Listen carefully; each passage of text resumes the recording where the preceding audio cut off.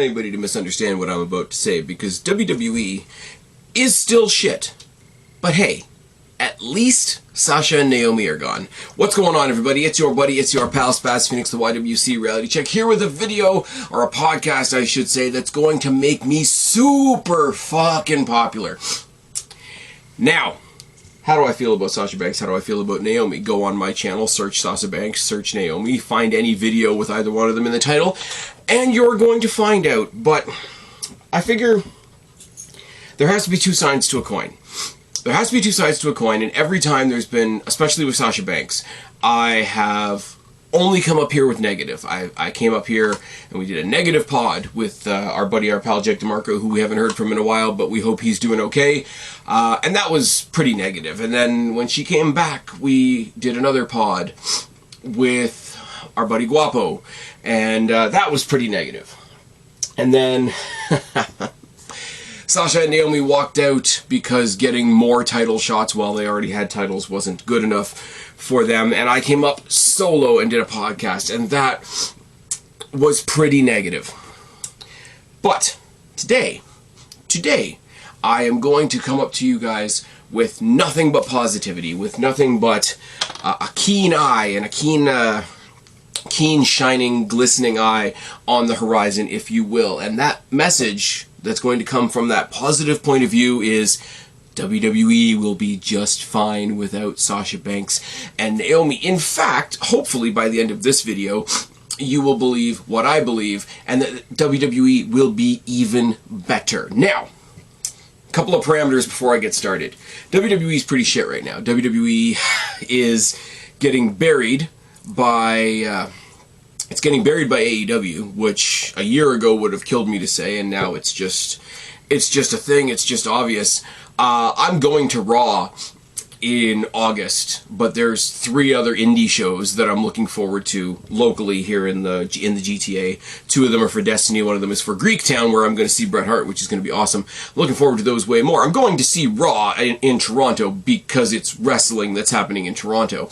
But WWE is pretty shit right now, so all the positives that I'm going to bring out today, I want you guys to thoroughly understand what I'm saying when I say that they are positives within the WWE context. It's like, hey, these guys are doing good under the shitty WWE umbrella. It's, hey, they managed to get a really good moment under the shitty WWE umbrella.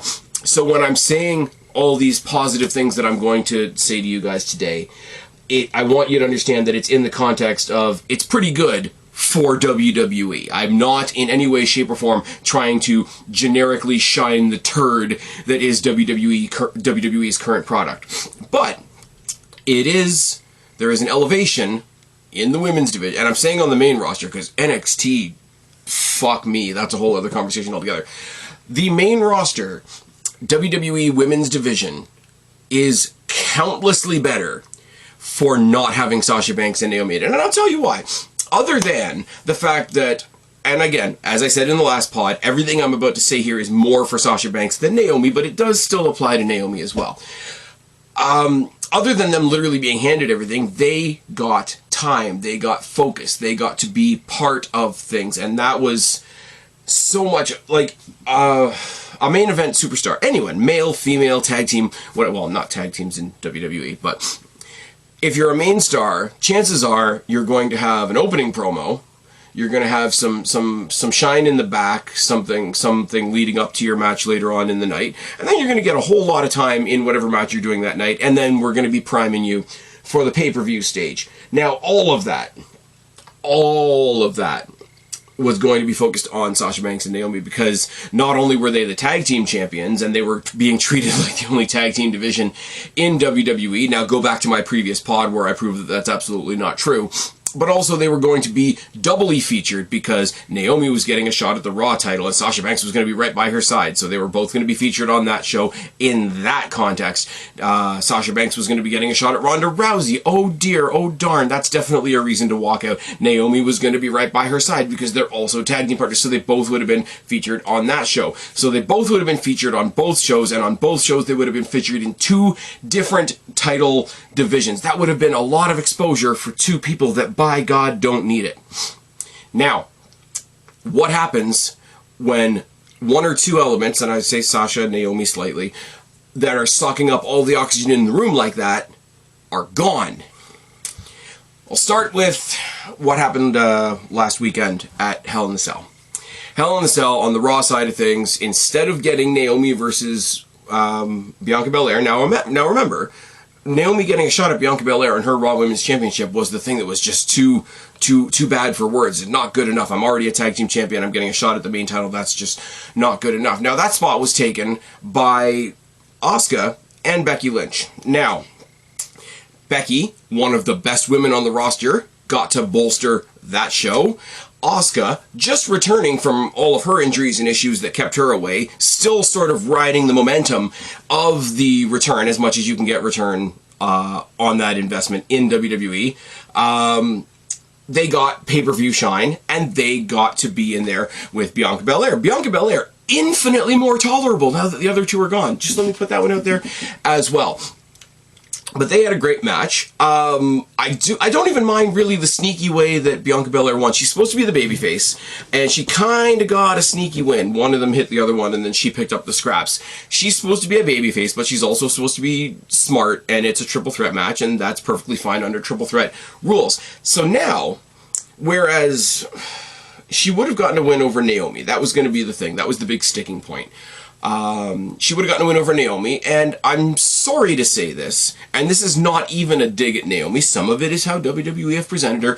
Some of it is just the fact that she's not that good.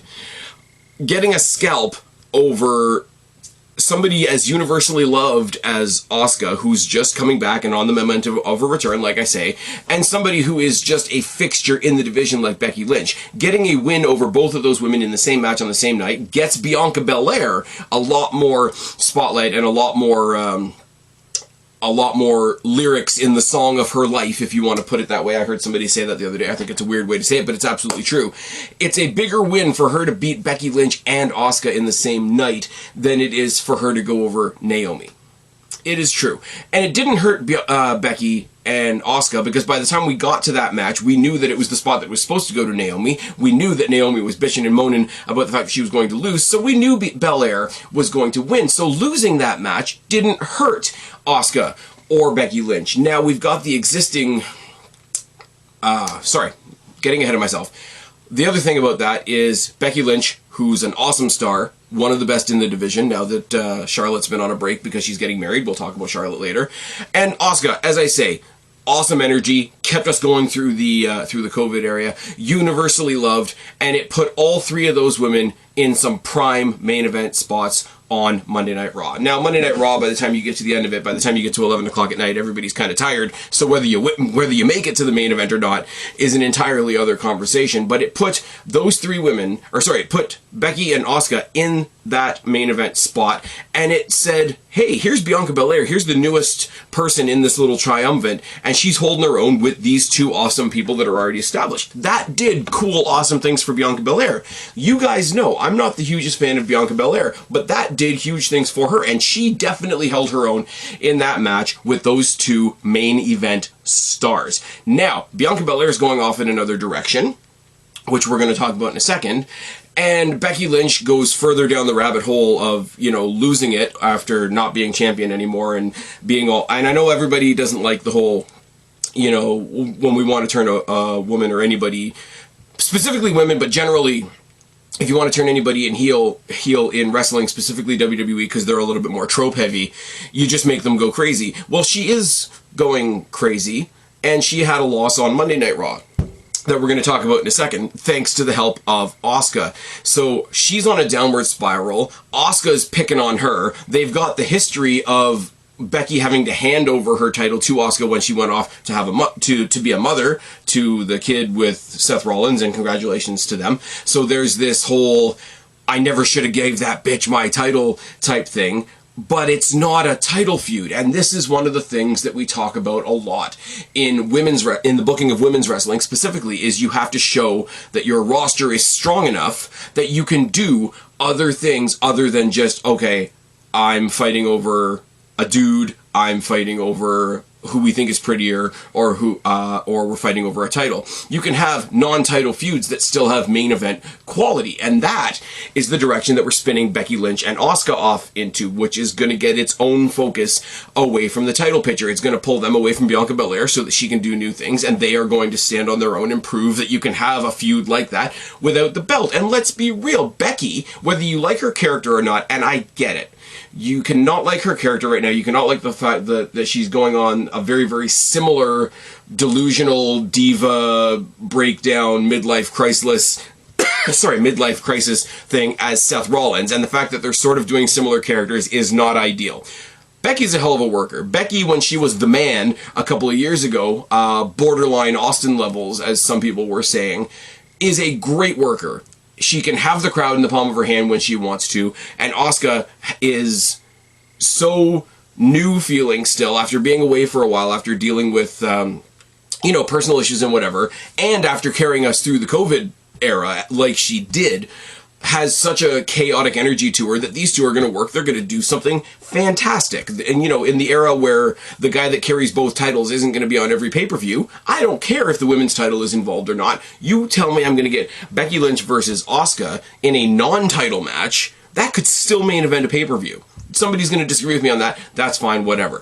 Speaking of the opportunity for women to have strong feuds away from the women's championship, away from the tag team championships, which are in abeyance right now. You've got Liv Morgan and you've got Rhea Ripley, and they were a tag team. They obviously got squashed by Naomi and Sasha Banks over and over and over again because they're not Naomi and Sasha Banks. That's super unfortunate. Oh my god, we booked Sasha Banks and Naomi so terribly. No, you booked everybody around them terribly. But Liv Morgan, Rhea Ripley, they had a team for a little bit. The team was over. You shouldn't have broken them up. I agree with that. WWE should not have broken them up. But you did a whole stages thing with Rhea Ripley. From the time of her call-up from NXT, she's been mishandled. She didn't get the job done against Charlotte. She sort of fell by the wayside on the main roster for a little while. She teamed up with Nikki Ash when she was first starting the superhero thing, and Nikki Ash weighed her down and eventually turned on her, and then she got with Liv Morgan, who she felt was laying her down once again, and then she got picked up by the Judgment Day. And everything sort of fell into place because the two guys in Judgment Day sort of picked up Liv Morgan and said, hey, we're having a problem with these guys. We work for WWE where we can't have intergender wrestling. Do you want to come and get your licks in on Rhea Ripley? Now, they did the 6-person match at Hell in the Cell, and I thought they were going to introduce their next member. Now, what happened was something entirely different, but you've got Rhea Ripley, who should be the baddest badass on that roster. Should have been from day one. She was in NXT UK, she was in NXT. The night, what was it? December 18th, a couple years ago, the night that NXT beat Raw, when you had Adam Cole versus Finn Balor, and you had Rhea Ripley finally getting her win over Shayna Baszler, who we're going to talk about later on as well.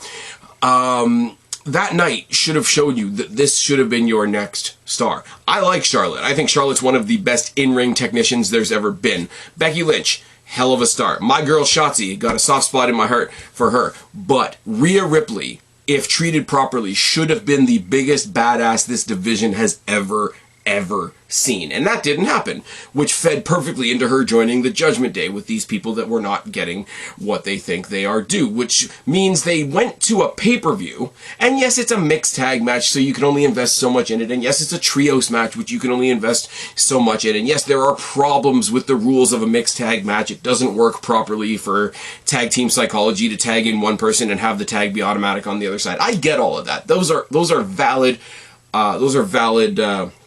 points, valid arguments, whatever. But it means that Liv Morgan and Rhea Ripley were holding their own in a match with former champion AJ Styles, former champion Finn Balor, former soon-to-be champion, I'm sure one day, Damian Priest, and Hall of Famer Edge. You got those four and these two ladies in the mix, and you can shoot me in the face if you want to, but they were not out of place in that match. Now, Liv came out on the losing end of that, so she's still got some stuff to do. There was a fatal four-way match on Raw this week that we should talk about later on as well, where she showed a lot of coherence with the newly returned Alexa Bliss. They could be a cool team. I really want to see that, but that's more of a personal taste thing. Rhea Ripley, on the other hand, was one of the key factors in the overturning of the Judgment Day. She, along with Damian Priest, brought in Finn Balor, who took over the reins from Edge, who kicked out Edge. So she got to be in a segment where they beat the fuck out of Edge and sent him out of the WWE. Now, she then went on, without faction help, into a fatal four-way where a lot of other people got focused. Liv Morgan was in there, obviously, because they've always kept her in and around the title picture, mostly because they needed a warm body for Sasha Banks or Naomi or Bianca Belair to pin. But she was in there. Doudrop is in there, and I still hate the name. She should be called Piper Niven. That's fine. That's a conversation we can have. But she's in there. And you see, you know, WWE's not exactly nice to all kinds of body types, so the fact that she gets as much focus as she does should be commended to some degree. My girl Alexa Bliss was in there. She, like Asuka, is riding on the momentum of just returning. She's riding on the momentum of just returning, but also everybody's relief that they're slowly pulling her away from being the Fiend's assistant type thing. She's still got the doll because they need to shag some dolls on WWE Shop. It's fine, but she's mostly back and normal. And Rhea Ripley went in the main event, I should say, once again, on Raw, going for a shot against Rhea Ripley, and destroyed them all in dominant, what should be Rhea Ripley fashion.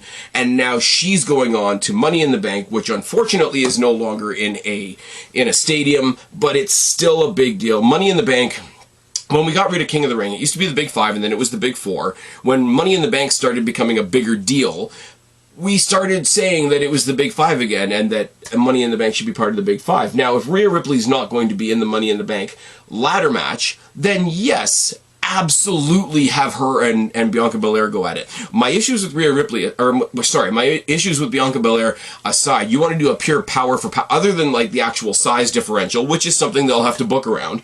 The actual power versus power match of a Rhea Ripley versus Bianca Belair is gonna be great. Don't do too much of the stupid hair shit. Don't do too much of the Mean Girls shit.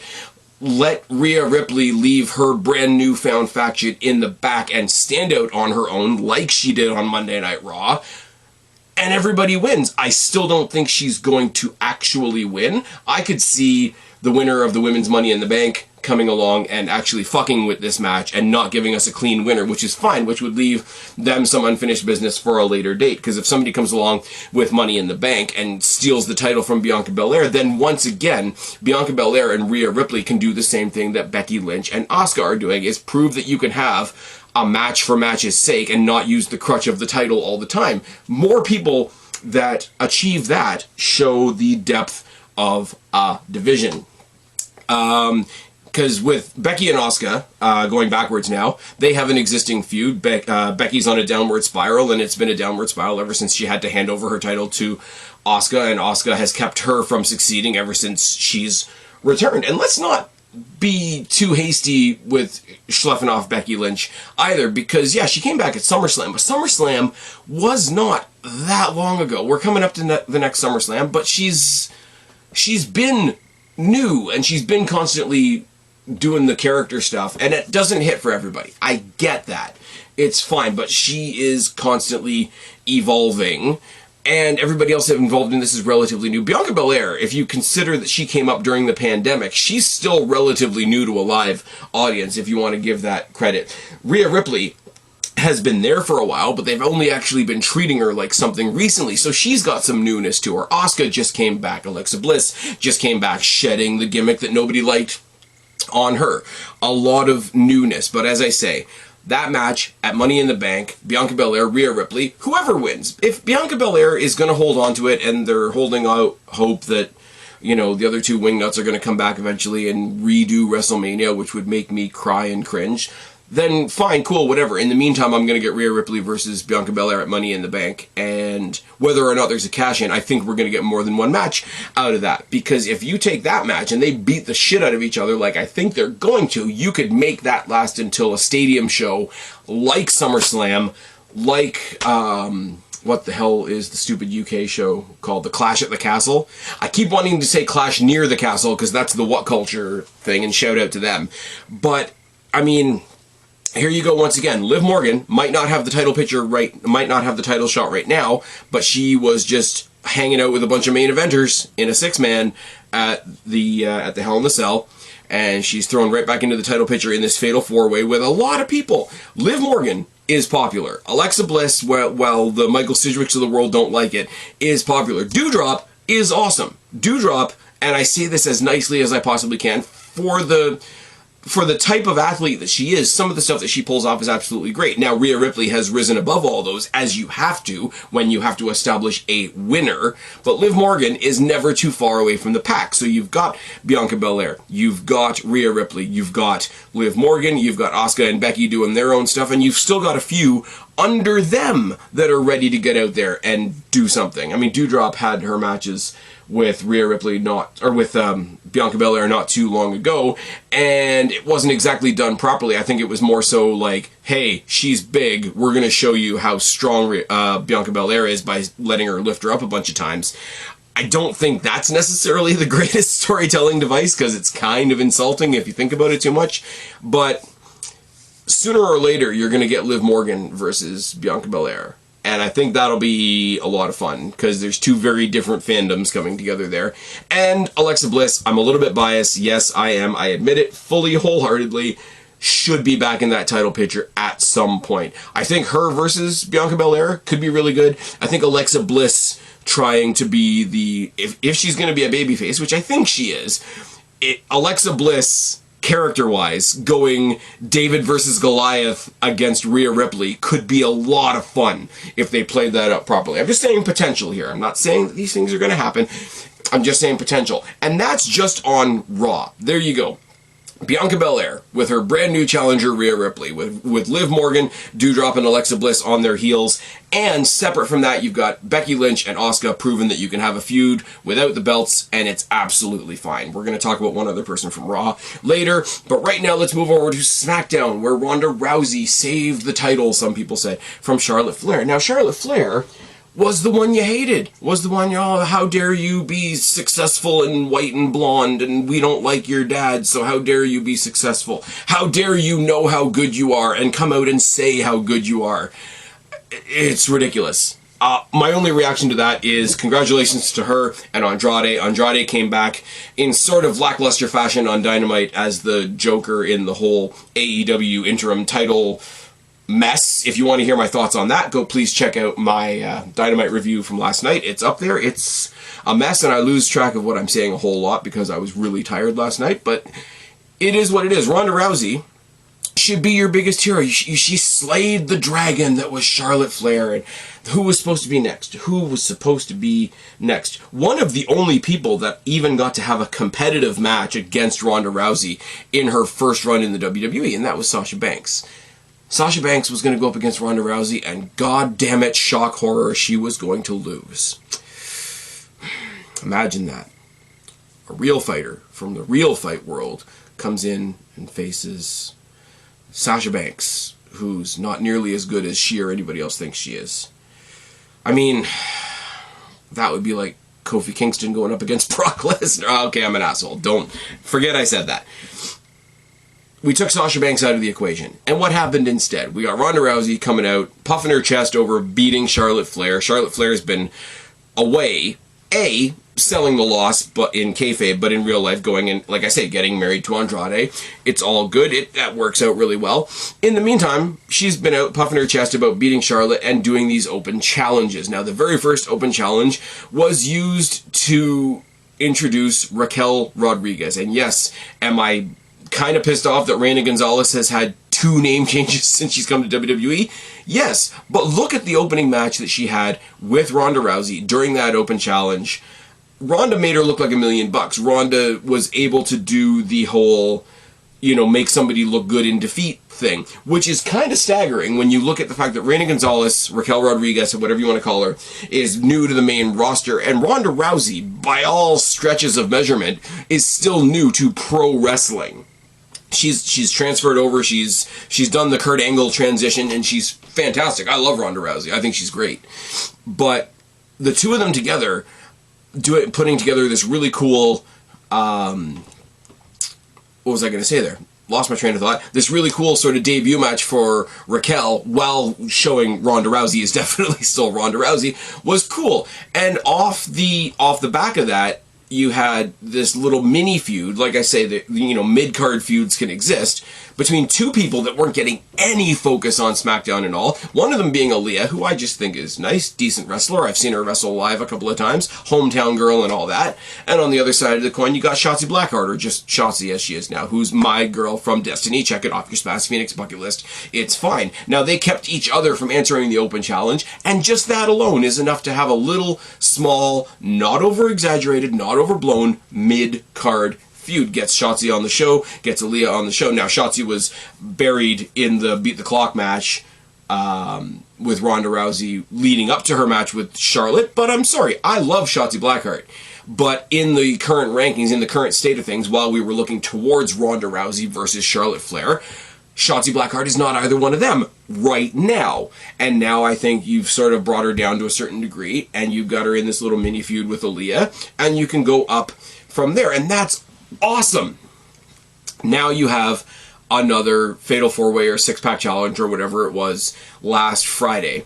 And it was Shotzi, it was Aaliyah, it was Natty, Tamina, Xia Li, and somebody else. I don't remember. I didn't see the match, honestly, because I was doing some other stuff on Friday. Sometimes the content is missable. The title defense went to Natty, and people lost their mind. Oh my god, they're all of a sudden going to pretend that they give a shit about Natty. I don't think they are. I don't think they are. Natalia has her...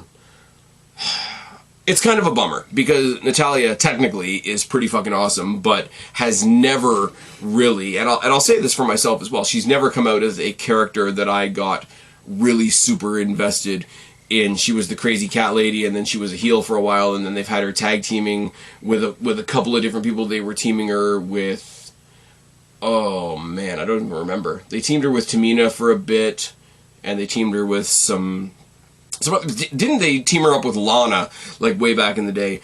Like, she's great, apparently, by all stretches of imagination.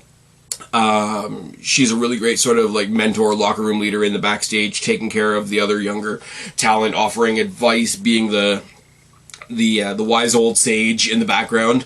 But that really has never been presented on screen very well, which is super unfortunate. But also, if you believe the rumors, and I don't know how true this is, she had a big part in transitioning Ronda Rousey to pro wrestling from MMA the first time she was there. So they know each other insanely well, I would have to imagine. Natty being the technician that she is, being the... I don't want to say this without sounding like a dick, but like the less exciting Dolph Ziggler of the women's division, is the perfect person to take whatever little tiny things people are still questioning or doubting about Ronda Rousey and bring all of her positive assets to the forefront. This is a match that we're getting tonight. As I'm releasing this pod, I think it's happening tonight. To put every good thing that Ronda Rousey has out there on the table for the world to see. And I think that's fucking amazing. That's amazing for Ronda Rousey. But it is kind of cool to see Natalia, who doesn't quite have a place. She was the crazy cat lady, and they made her they gave her the farting gimmick for a while, which was terrible because WWE is still terrible. But it is kind of cool to give her at least the acknowledgement of, hey, we have this champion who's already awesome. We want somebody that can really get her over the line, and give Natalia that job. It's the same way as for a long time when they had NXT call-ups that they wanted to look good right off the bat, they made them face Dolph Ziggler first. Because everybody knew as soon as okay, here's a debuting person, here's Dolph Ziggler. I wonder how this is going to go, but he sold like wild for them, and it was good. And Natalia, in her own way, will do this for Ronda Rousey on Friday. That's what I'm predicting right now. Now, I'm not going to be watching. Big shout out to our buddy Guapo once again, who's going to be at SmackDown this Friday. I'm hoping that he has a heck of a time, even though he's not really a WWE guy anymore. I won't be watching that live because I'm going to see Jurassic Park Dominion, or Jurassic World Dominion, and I'll come home and watch SmackDown afterwards. But I am looking forward to this match. I am looking forward to what Natty can do for Ronda in this match. But I do think it's a cool way of acknowledging what Natalia brings to the table, to be the person to show us what Ronda Rousey brings to the table. And And what SmackDown has in their back pocket that they can pull out at any time is a match against Natalya's sometimes tag team partner and Ronda Rousey's good friend from the UFC, Shayna Baszler. Now, we are just starting, as I said before, Rhea Ripley, who they mistreated for a long time, saddled her with 2 different partners, made her lose a whole lot. They made her job to Charlotte, which I agree was not great. They are now finally putting her in the Judgment Day, making her a heel, having her come out triumphant in the Fatal 4-Way at the end of Monday Night Raw in the main event. They are starting to give you the Rhea Ripley that we had in NXT and NXT UK. What we need now, and Ronda Rousey is the perfect person to do this because she and Baszler know each other so well. We need not Mercedes Martinez. Wow, she's in AEW. We need the Shayna Baszler that we had in the Mae Young Classic, that we had in NXT when she was that dominant ass champion. The dominant Shayna Baszler that she was even when she came to WWE and came and wrecked everybody in the Elimination Chamber. Ronda Rousey doing that for Shayna Baszler on SmackDown will equal every single thing that they've done to reinvigorate Rhea Ripley. The win on Raw, putting her with the Judgment Day, having her destroy all of her old teammates and all of that, brought her back to where she should be. Shayna Baszler needs that from Ronda Rousey.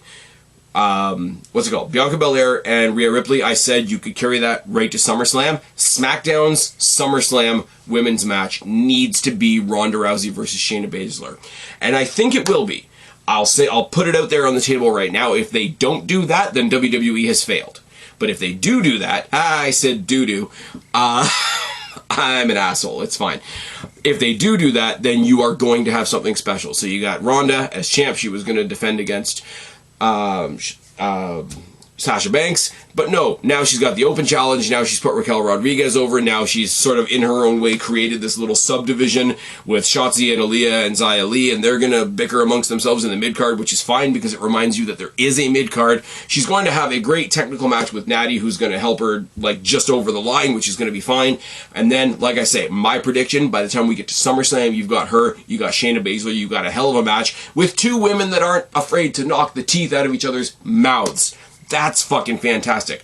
So how did we fix Liv and Ripley? How did we fix Becky and Asuka? How did we enhance Bianca Belair? Let's be real. How did we fix Rhea Ripley? How did we get Ronda Rousey to be the one that's elevating other talent on SmackDown? And how do we possibly get to Shayna Baszler versus Ronda Rousey at SummerSlam, along with Bianca Belair potentially against this good kick-ass Judgment Day Rhea Ripley? All we had to do was piss off the right people, and the right people were Sasha Banks and Naomi. Sasha Banks and Naomi took a walk, and all this, everything that I'm talking about right now has happened in the few weeks since Sasha and Naomi left. Now, those are the big things. I want to pull out some little tiny nitpicky things that nobody's really going to agree with me on, because they probably don't matter, but I still notice them, right?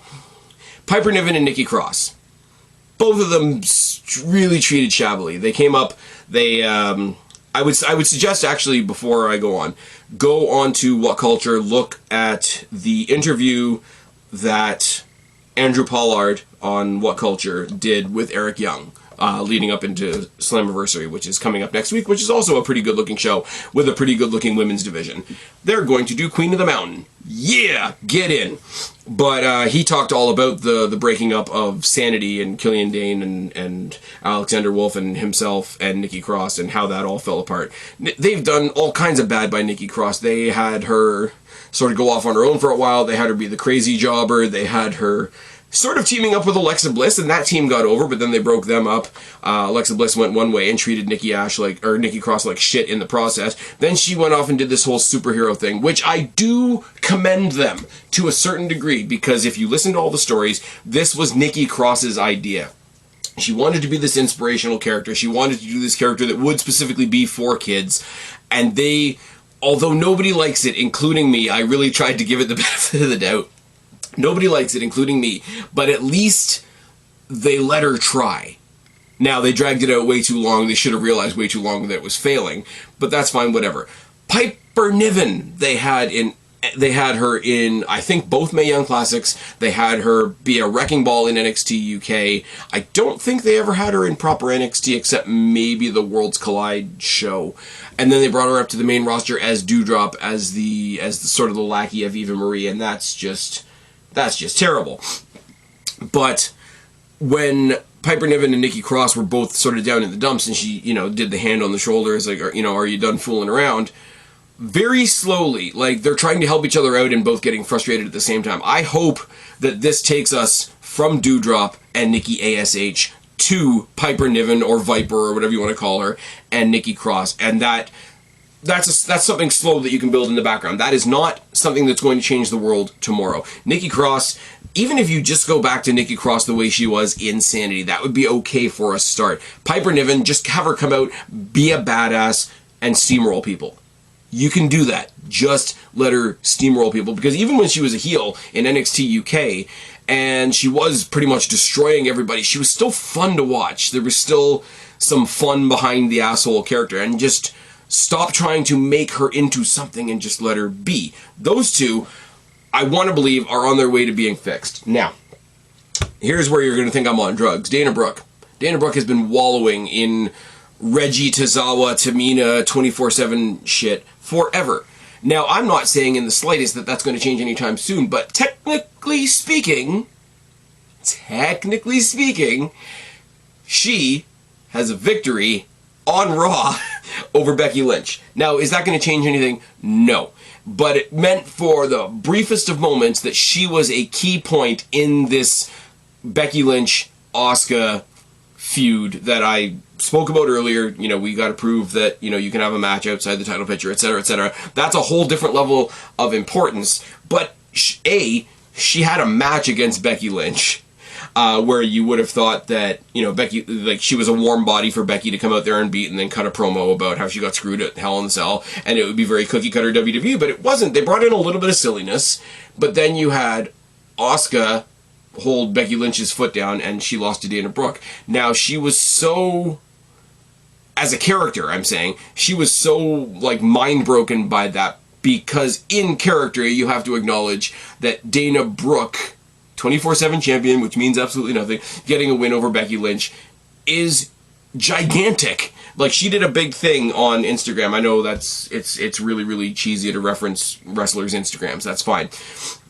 She did a big, huge paragraph on, like, the behind-the-scenes history between her and Becky Lynch. A lot of respectful things. It was awesome to finally share a ring with her on Raw, etc., etc., etc. But the character of Dana Brooke, who's done nothing realistically except, like, these bad comedy sketches, got a win over Becky Lynch. Now, as I say, I'm going to reiterate again one more time. No, that's not going to change the trajectory of Dana Brooke right now. But it's still a thing, and it's a thing that wouldn't have happened. That segment wouldn't have happened if the other two vacuums were there taking up all the space on Raw. Now, side note, it is pretty sad to say taking up all the space on Raw when there's 3 fucking hours on Raw and a lot of it goes to waste. Another cool thing, and it's changed since Naomi left, and it wasn't as bad with Bianca Belair. I want to give Belair a lot of free passes because I've been doubly impressed with her recently. I think they're starting to enhance her by toning down the stuff with her character that didn't work for me specifically. So I've got a lot more time for Bianca Belair than I used to. But Sonya Deville is back as an active wrestler. She came in and she wasn't ready to wrestle yet for whatever reason. The stuff that happened to Sonya Deville outside of wrestling, fucking terrible. Never going to tell anybody that's been through anything like that what they should do, when they should be ready to come back, what they should be comfortable with. That shit was way fucked up. And then the interview they did with her on The Bump, where they talked about a fictional situation on the TV show that was kind of like that, was absolutely terrible. WWE dropped the ball on that shit super fucking hard. But she wasn't ready to wrestle. She came in and she played this snarky heel, co-partner, whatever you want to call it, with Adam Pearce, running both shows and being bitchy to the women. And as soon as you saw her developing, like, more and more and more biases towards specific women, you knew she was going to be getting back in the ring. And then you had the story between her and Naomi, and it's like, oh, she's returning to the ring, but she's really not. She's just there to be a body because somehow they thought that they were going to make Naomi the next Austin, and it's going to be Austin and McMahon, except it's just Naomi beating up a woman that we know is a 10 times better wrestler than her and just made to look stupid because that's the role. There's no way the authority figure role wins in that scenario. The jackass evil boss, when the story didn't make sense. Let me go on a side tangent about this. Naomi randomly showed up on SmackDown one day, and in storyline terms, nobody had told Sonya Deville. She came in there, you know, demanding this, demanding that, demanding title shots, demanding, you know, TV time and whatever, fictionally, from her fictional boss. I'm talking about in the story, hijacking the show, threatening violence to her boss, da-da-da-da, and this made her the good guy, which is, you know, symptomatic of the real world and how entitled some people are. But how, like, somebody down in the box below has to tell me how Naomi was the good guy in that situation, other than she is this and Sonya Deville isn't. Really, really homophobic on Naomi's part, but that's another story for another day. So you knew going into that situation, because she was not being booked as a wrestler, she was being booked as an authority figure, she was being booked as a Vince McMahon, a Stephanie McMahon, etc.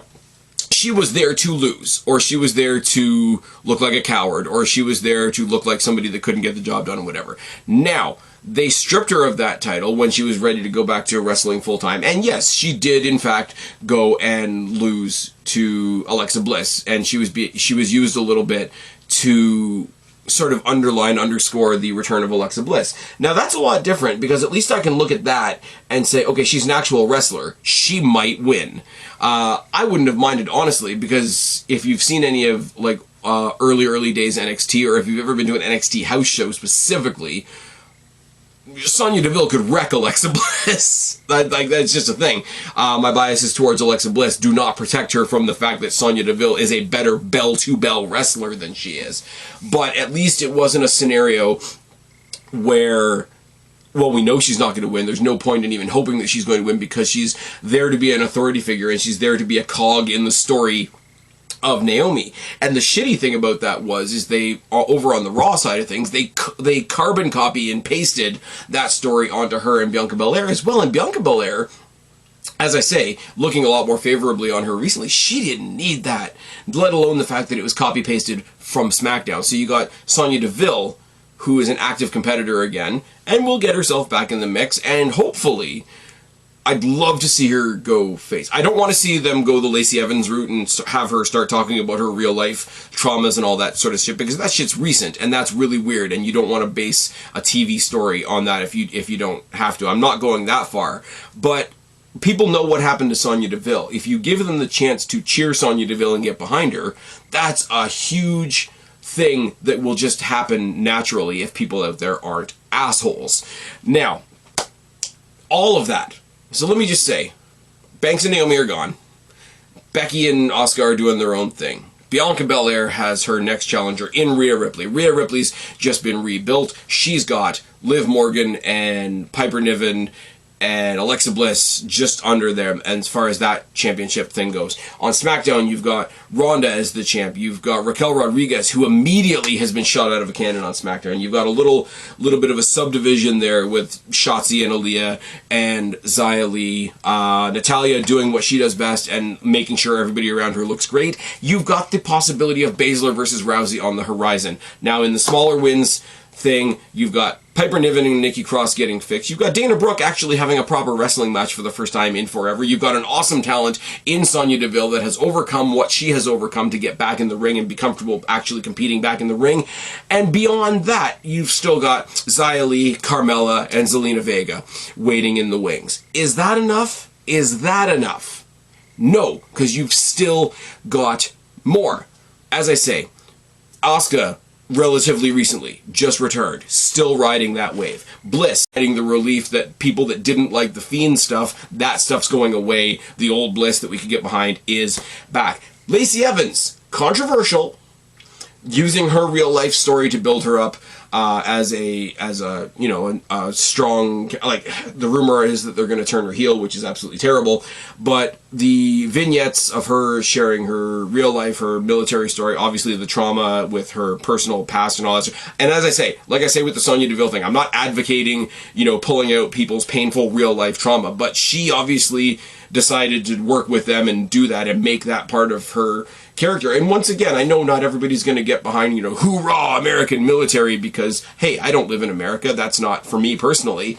But that did some cool character shit. So at the very least, and I think it's happening on Friday as well, at the very least, people are going to be into what she's doing for a bit. And despite the old storyline, despite the weird proper lady shit gimmick she was doing before, despite the weirdness with Ric Flair, she can go in the ring as well. So it's not just like another one that you can dismiss. Oh, she commits the cardinal sins of being white and blonde. We're not allowed to attack her. Now, speaking of committing the cardinal sins of being white and blonde, and we're allowed to attack her, Charlotte Flair is going to return soon. She got married to Andrade. They went off and celebrated. He just came back on Dynamite this week, so I'm assuming she's coming back at some point as well. Now, if you get Charlotte in the middle of Ronda Rousey versus Shayna Baszler, that's a lot of fun.